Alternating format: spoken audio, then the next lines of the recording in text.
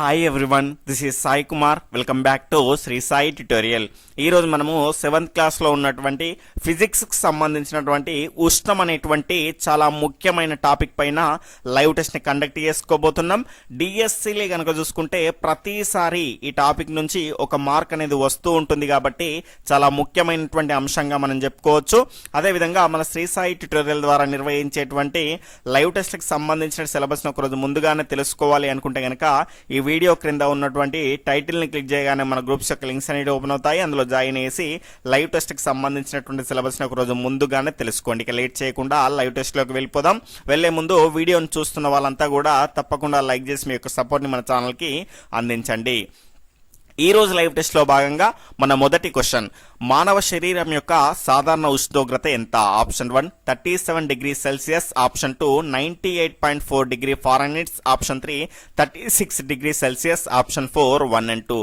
Live చూస్తున్న వాళ్ళంతా ఫాస్ట్గా మీ యొక్క సమాధానాన్ని కామెంట్ చేస్తూ ఉండండి.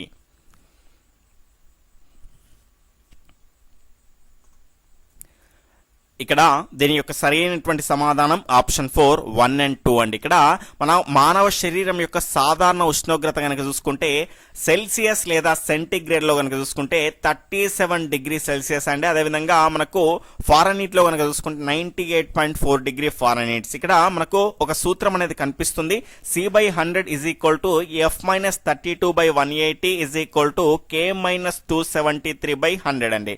ఈ సూత్రం ద్వారా మనకు ఏదైనా ఒక వాల్యూ అనేది సెంటిగ్రేడ్ లో ఇచ్చారనుకోండి, మనకు కావాల్సినటువంటి ఫారెన్హీట్ లో అదేవిధంగా కెల్విన్ లో కూడా మార్చుకోవచ్చు. అంటే ఎందులో ఇచ్చినా ఎందులోకి మార్చమన్నా మనం సులభంగా మార్చుకోవచ్చు. దీన్ని సింప్లిఫై చేసుకుంటే కనుక C/5 is equal to F-32/9 అదేవిధంగా K-273/5 అనేది వస్తుంది ఈజ్ ఈక్వల్ టు.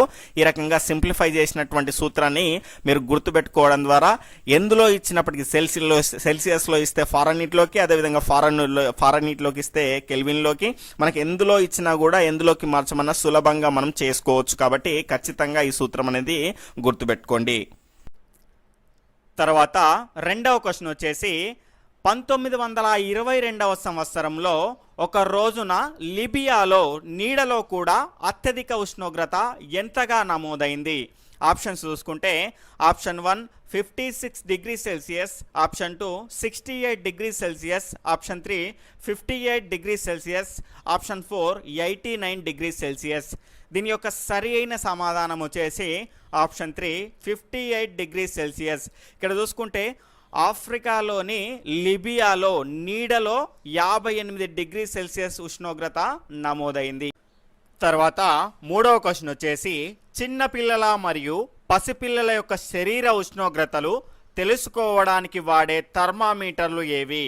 ఆప్షన్స్ చూసుకుంటే option 1 digital thermometer, option 2 thermistor thermometer, option 3 జ్వరమానిని, ఆప్షన్ 4 1 and 2.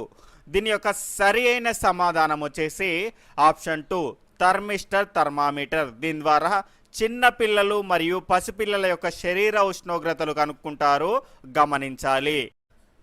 తర్వాత నాలుగో క్వశ్చన్ వచ్చేసి, పాదరసం యొక్క ధర్మాలలో సరైనవి ఏవి? ఇక్కడ స్టేట్మెంట్ చూసుకుంటే స్టేట్మెంట్ 1 పాదరసం వ్యాకోచ సమంగా ఉంటుంది, స్టేట్మెంట్ 2 దీనికి మెరిసే స్వభావం ఉండి కాంతి నిరోధకంగా పనిచేస్తుంది, స్టేట్మెంట్ 3 గాజు పాత్రకు అంటుకోదు, స్టేట్మెంట్ 4 ఇది ఒక మంచి ఉష్ణవాహకం.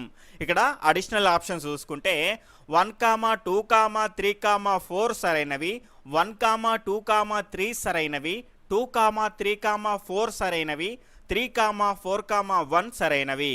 దీని యొక్క సరి అయిన సమాధానం వచ్చేసి ఆప్షన్ 1 అన్నీ సరైనవే.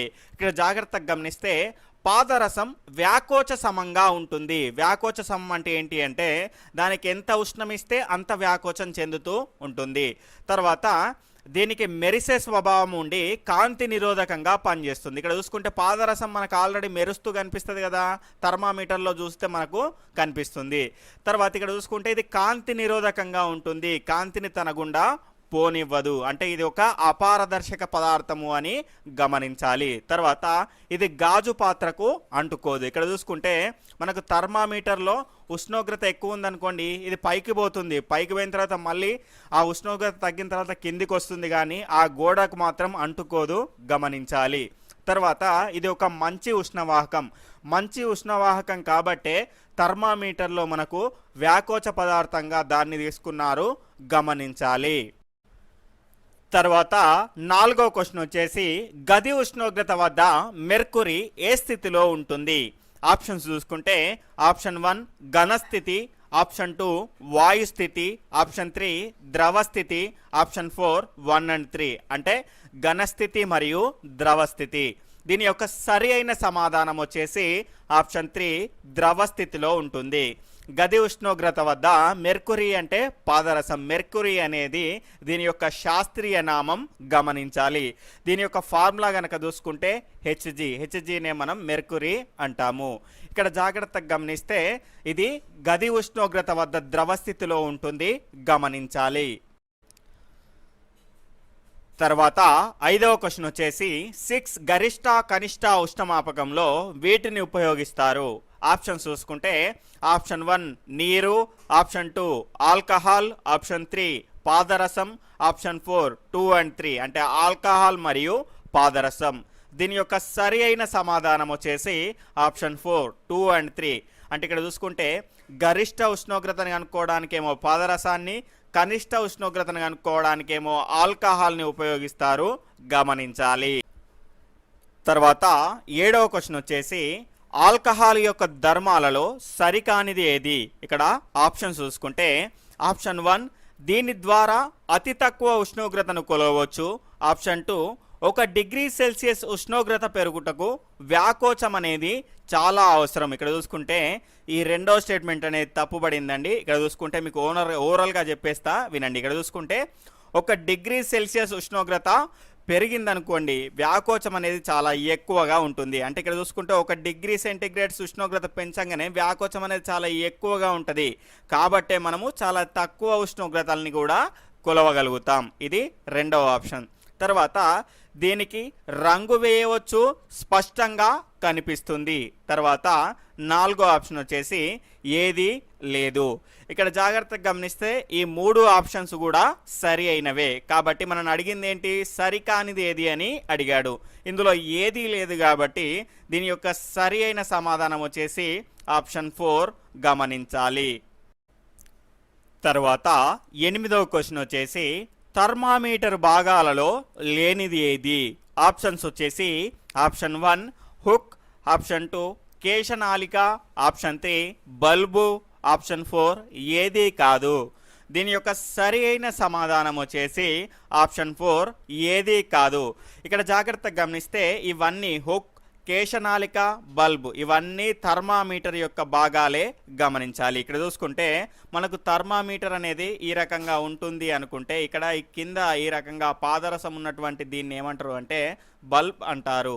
దాని తర్వాత ఇక్కడ చూసుకుంటే ఈ పాదరసం పైన ఈ రకంగా చిన్నగా ఇక్కడ ఒక కొండిలాగా ఉంటుంది, దాన్ని ఏమంటారు అంటే హుక్ అంటారు.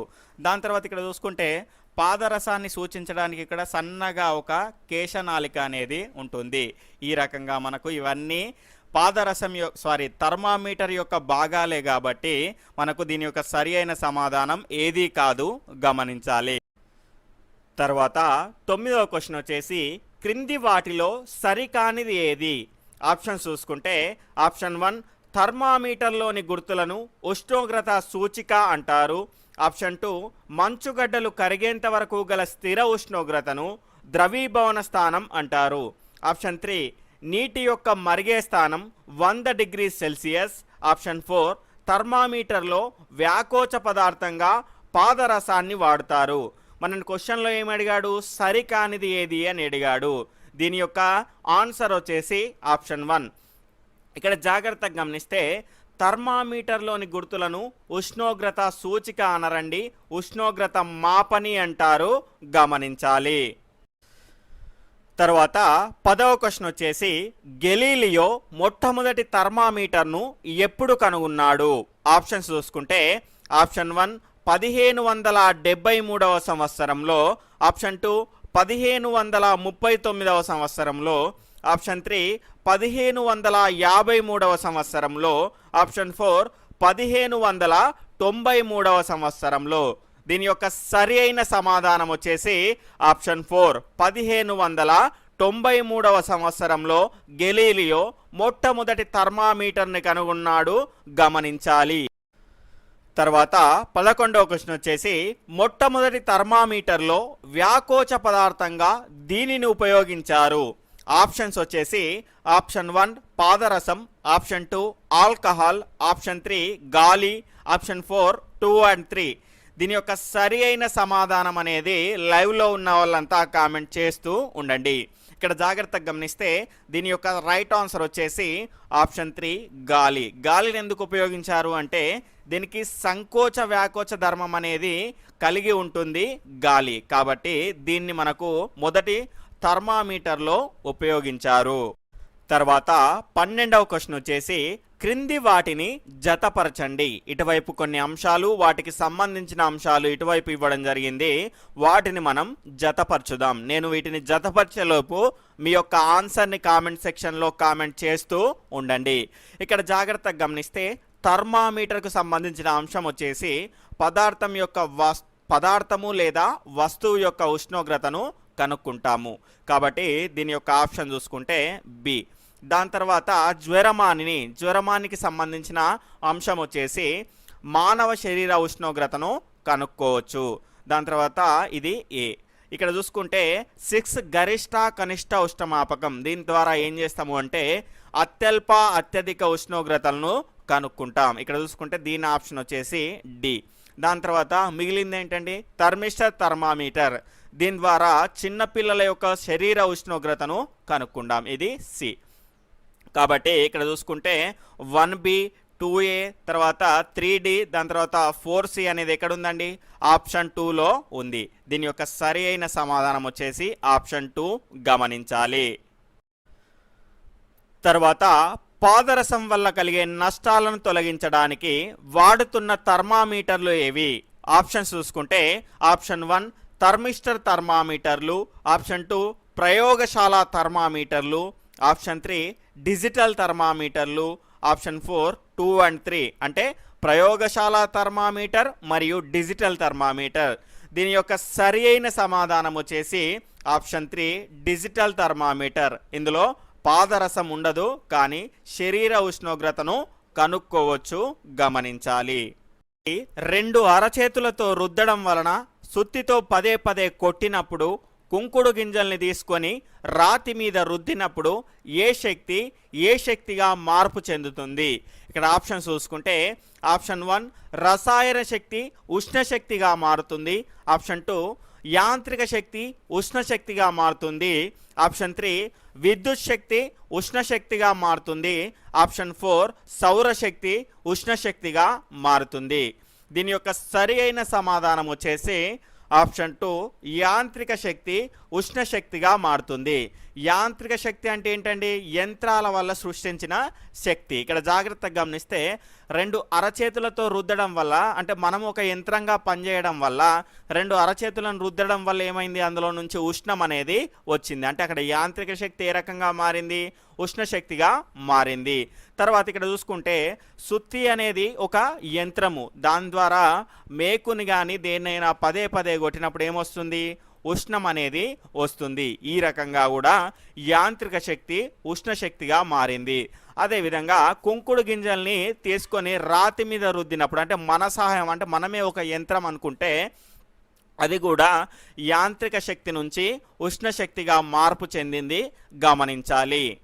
తర్వాత 15వ క్వశ్చన్ వచ్చేసి గ్యాస్ స్టవ్ వాడినప్పుడు ఏ శక్తిగా మార్పు చెందును? ఆప్షన్స్ చూసుకుంటే ఆప్షన్ 1 విద్యుత్ శక్తి ఉష్ణశక్తిగా మార్పు చెందును, ఆప్షన్ 2 యాంత్రిక శక్తి ఉష్ణశక్తిగా మార్పు చెందును, ఆప్షన్ 3 సౌరశక్తి ఉష్ణశక్తిగా మార్పు చెందును, ఆప్షన్ 4 రసాయన శక్తి ఉష్ణశక్తిగా మార్పు చెందును. దీని యొక్క సరి అయిన సమాధానం వచ్చేసి ఆప్షన్ 4 రసాయన శక్తి ఉష్ణశక్తిగా మార్పు చెందును. ఇక్కడ జాగ్రత్తగా గమనిస్తే మన గ్యాస్ స్టవ్ యొక్క సిలిండర్లో ఎల్పిజి అనే రసాయనం ఉంటుంది. ఇక్కడ చూసుకుంటే ఈ ఎల్పిజి అనే గ్యాస్ ఏ రకంగా ఉంటుందంటే ద్రవ రూపంలో కరిగి ఉంటుంది, అందుకే దీన్ని లిక్విఫైడ్ పెట్రోలియం గ్యాస్ అంటాము. ఇక్కడ చూసుకుంటే ఇందులోని వాయువు మనకు బయటకు వచ్చేసి మనము అంటించడం ద్వారా మంట రూపంలో బయటికి వస్తుంది. ఈ రకంగా ఆ మంట ద్వారా మనం ఏం చేస్తాము అంటే ఉష్ణాన్ని పొందుతాం. ఈ రకంగా రసాయన శక్తి అనేది ఉష్ణ శక్తిగా మార్పు చెందింది. తర్వాత 16వ క్వశ్చన్ వచ్చేసి క్రింది వాటిలో సరికానిది ఏది? ఇక్కడ ఆప్షన్స్ చూసుకుంటే ఆప్షన్ 1 ఉష్ణం తక్కువ ఉష్ణోగ్రత గల వస్తువు నుండి ఎక్కువ ఉష్ణోగ్రత గల వస్తువుకు చేరును. ఆప్షన్ 2 ఒక వస్తువు వెచ్చదనాన్ని మరొక వస్తువుతో పోల్చడాన్ని ఉష్ణోగ్రత అంటారు. ఆప్షన్ 3 శక్తి ప్రసారం వల్ల వస్తువులు చల్లగా కానీ వేడిగా కానీ ఉన్నట్లు తెలియజేసేది ఉష్ణం. తర్వాత 4వ ఆప్షన్ వచ్చేసి ఉష్ణం అనేది ఒక శక్తి స్వరూపం. ఇక్కడ దీని యొక్క సరి అయిన సమాధానం వచ్చేసి ఆప్షన్ 1. ఇందులో సరికానిది వచ్చేసి ఉష్ణం తక్కువ ఉష్ణోగ్రత గల వస్తువు నుండి ఎక్కువ ఉష్ణోగ్రత గల వస్తువుకు చేరును అన్నది సరి అయినది కాదు. ఇక్కడ చూసుకుంటే ఉష్ణం అనేది ఎక్కువ ఉష్ణోగ్రత గల వస్తువు నుండి తక్కువ ఉష్ణోగ్రత గల వస్తువుకు చేరుతుంది, గమనించాలి. తర్వాత ఇక్కడ ఉష్ణోగ్రత ఏంటి అంటే ఒక వస్తువు ఎంత చల్లగా ఉంది ఎంత వేడిగా ఉంది అని వేరొక వస్తువుతో పోల్చి చెప్పే ప్రమాణాన్ని ఏమంటాము అంటే ఉష్ణోగ్రత అంటాము. అదేవిధంగా ఉష్ణం అంటే ఏంటి అంటే ఒక పదార్థము చల్లగా ఉందా వేడిగా ఉందా అని తెలియజేసేదేమో ఉష్ణము. అది ఎంత వేడిగా ఉంది ఎంత చల్లగా ఉంది అని తెలియజేసేదేమో ఉష్ణోగ్రత, గమనించాలి. తర్వాత ఉష్ణం అనేది ఒక శక్తి స్వరూపం. ఇక్కడ ఉదాహరణకు మనకు చూసుకుంటే వంట వండేటప్పుడు మన అమ్మ వాళ్ళు వంట చేసేటప్పుడు కనుక చూస్తూ ఉంటే మనకు ఆ గంజులో నుంచి పైన ఉన్నటువంటి మూత, ఆ మూత పెట్టిన మూత పైకి లేస్తూ ఉంటుంది. అంటే దానికి మరి ఆ శక్తి ఎక్కడదండి? అందులో లోపల ఏమవుతుంది, మనం క్రిందికి వెళ్ళి మంట పెట్టడం ద్వారా లోపల ఉన్నటువంటి ఉష్ణం అనేది బయటికి రావడానికి ప్రయత్నం చేస్తుంది. కాబట్టే ఆ పైన ఉన్నటువంటి మూతను పక్కకు నెట్టేయడం లేదా లేపి పక్కన పడేయడం అనేది జరుగుతుంది. అంటే దానికి శక్తి ఉన్నట్టే కదా. కాబట్టి ఉష్ణం అనేది ఒక శక్తి స్వరూపం, గమనించాలి. తర్వాత 17వ క్వశ్చన్ వచ్చేసి స్టీమ్ ఇంజన్లో శక్తుల యొక్క మార్పు ఏ విధంగా ఉంటుంది? ఆప్షన్ 1 రసాయన శక్తి విద్యుత్ శక్తిగా మారుతుంది. ఆప్షన్ 2 విద్యుత్ శక్తి రసాయన శక్తిగా మారుతుంది. ఆప్షన్ 3 ఉష్ణ శక్తి యాంత్రిక శక్తిగా మారుతుంది. ఆప్షన్ 4 యాంత్రిక శక్తి ఉష్ణ శక్తిగా మారుతుంది. దీని యొక్క సరి అయిన సమాధానం వచ్చేసి ఆప్షన్ 3 ఉష్ణ శక్తి అనేది యాంత్రిక శక్తిగా మారుతుంది. ఇక్కడ చూసుకుంటే దీని పేరులోనే ఉందండి. స్టీమ్ ఇంజన్ అంటే ఏంటి? నీటి ఆవిరి యంత్రము, అంటే నీటి ఆవిరితో నడిచే యంత్రం. ఇక్కడ జాగ్రత్తగా గమనిస్తే నీరు ఆవిరిగా ఎట్లా మారుతుందండి? దానికి ఉష్ణాన్ని అందించడం ద్వారా నీరు అనేది ఆవిరి రూపంలో వస్తుంది. ఇక్కడ చూసుకుంటే నీరు ఆవిరి రూపంలో మారడం వల్ల ఆ ఇంజన్ అనేది నడుస్తుంది. అంటే ఆ యాంత్రికంగా ఆ శక్తి అనేది మారింది. కాబట్టి ఉష్ణ శక్తి అనేది ఇందులో యాంత్రిక శక్తిగా మారుతుంది. తర్వాత 18వ క్వశ్చన్ వచ్చేసి థర్మల్ పవర్ స్టేషన్లో ఏ శక్తిగా మార్పు చెందును? ఇక్కడ ఆప్షన్స్ చూసుకుంటే ఆప్షన్ 1 విద్యుత్ శక్తి ఉష్ణ శక్తిగా. ఆప్షన్ 2 రసాయన శక్తి విద్యుత్ శక్తిగా. ఆప్షన్ 3 ఉష్ణ శక్తి విద్యుత్ శక్తిగా. ఆప్షన్ 4 యాంత్రిక శక్తి విద్యుత్ శక్తిగా. దీని యొక్క సరి అయిన సమాధానం వచ్చేసి ఆప్షన్ 3 ఉష్ణ శక్తి విద్యుత్ శక్తిగా మారుతుంది. ఇక్కడ చూసుకుంటే థర్మల్ అంటే పేరులోనే ఉంది కదండి. థర్మల్ అంటే బొగ్గును. ఇక్కడ చూసుకుంటే బొగ్గును వివిధ ప్రక్రియల ద్వారా మండించడం ద్వారా వాళ్ళకు ఉష్ణం అనేది బయటకు వస్తుంది. ఆ ఉష్ణాన్ని వాళ్ళు ఏం చేస్తారు అంటే అనేక ప్రక్రియలకు లోన్ చేసి దాన్ని విద్యుత్ శక్తిగా మారుస్తారు. ఆ రకంగా థర్మల్ పవర్ స్టేషన్లో ఉష్ణ శక్తి అనేది విద్యుత్ శక్తిగా మారింది, గమనించాలి. తర్వాత 19వ క్వశ్చన్ వచ్చేసి ఎలక్ట్రిక్ హీటర్లో ఏ శక్తిగా మార్పు చెందును? ఇక్కడ ఆప్షన్స్ చూసుకుంటే ఆప్షన్ 1 ఉష్ణ శక్తి విద్యుత్ శక్తిగా మార్పు చెందును. ఆప్షన్ 2 విద్యుత్ శక్తి ఉష్ణ శక్తిగా మార్పు చెందును. ఆప్షన్ 3 విద్యుత్ శక్తి రసాయన శక్తిగా మార్పు చెందును. ఆప్షన్ 4 విద్యుత్ శక్తి యాంత్రిక శక్తిగా మార్పు చెందును. దీని యొక్క సరి అయిన సమాధానం వచ్చేసి ఆప్షన్ 2 విద్యుత్ శక్తి అనేది ఉష్ణ శక్తిగా మార్పు చెందుతుంది. ఇక్కడ జాగ్రత్తగా గమనిస్తే ఎలక్ట్రిక్ హీటర్ ద్వారా మనం విద్యుత్తుని నీటిలోకి పంపేయడం ద్వారా ఆ నీరు అనేది వేడవుతుంది. అలా మనం విద్యుత్ శక్తిని ఉష్ణ శక్తిగా మార్పు చెందించడం జరిగింది, గమనించాలి. దేని ద్వారా? ఎలక్ట్రికల్ హీటర్ ద్వారా. తర్వాత 20వ క్వశ్చన్ వచ్చేసి క్రింది వాటిని జతపరచండి. ఇక్కడ జాగ్రత్తగా గమనిస్తే నేను వీటిని జతపరిచేలోపు దీని యొక్క సమాధానాన్ని మీరు కామెంట్ చేస్తూ ఉండండి. ఇక్కడ చూసుకుంటే మొదటగా జ్వరమానిని అనేది ఏంటండి? ఉష్ణమాపకం. కాబట్టి ఇక్కడ ఏమొస్తుందంటే ఈ అనేది వస్తుంది. తర్వాత మానవుని శరీర ఉష్ణోగ్రత ఎంతండి? 37 డిగ్రీ సెల్సియస్. కాబట్టి ఇక్కడ సి అనేది వస్తుంది. తర్వాత మూడవది ఉష్ణం అనేది ఏంటి? ఒక శక్తి స్వరూపం. కాబట్టి ఇక్కడ ఏ అనేది వస్తుంది. తర్వాత నీటి యొక్క మరుగుస్థానం ఎంతండి? 100 డిగ్రీ సెల్సియస్. కాబట్టి ఇక్కడ బి వస్తుంది. తర్వాత మనకు మంచు యొక్క ద్రవీభవన స్థానం ఎంత? 0 డిగ్రీ సెల్సియస్. కాబట్టి ఇక్కడ డి అనేది వస్తుంది. తర్వాత ఇక్కడ చూసుకుంటే 1 ఈ, తర్వాత 2 సి, దాని తర్వాత 3 ఏ, దాని తర్వాత 4 బి, దాని తర్వాత 5 డి ఎక్కడ ఉందండి? ఆప్షన్ 1లో ఉంది. కాబట్టి దీని యొక్క సరి అయిన సమాధానం వచ్చేసి ఆప్షన్ 1 గమనించాలి.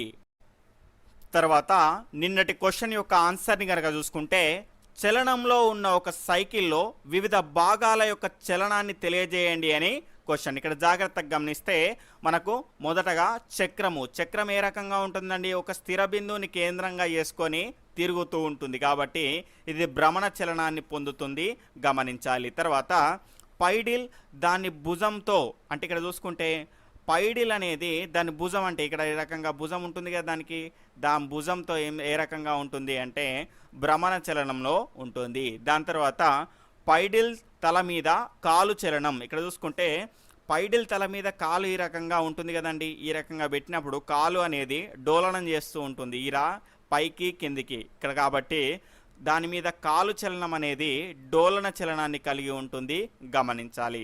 తర్వాత సైకిల్తో పాటు సైకిల్ తొక్కేవాడి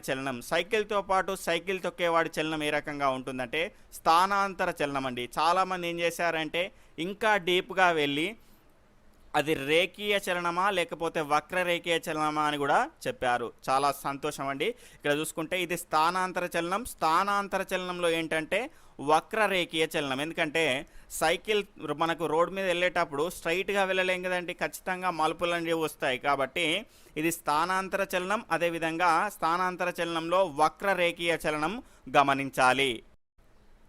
తర్వాత ఈరోజు ప్రశ్న చూసుకుంటే ఫారెన్హీట్ స్కేల్లో కొలతలు ఏ డిగ్రీ నుండి ఏ డిగ్రీ వరకు ఉంటాయి మరియు ఇందులో ఒక చిన్న విభాగం విలువ ఎంత అని ఈరోజు క్వశ్చన్. ఇక్కడ జాగ్రత్తగా గమనిస్తే ఈ వీడియో కంప్లీట్ అయిపోయిన తర్వాత మీకు వచ్చిన మార్కులు, అదేవిధంగా ఈ క్వశ్చన్కు సమాధానాన్ని అందరూ కామెంట్ సెక్షన్లో కామెంట్ చేసే ప్రయత్నం చేయండి.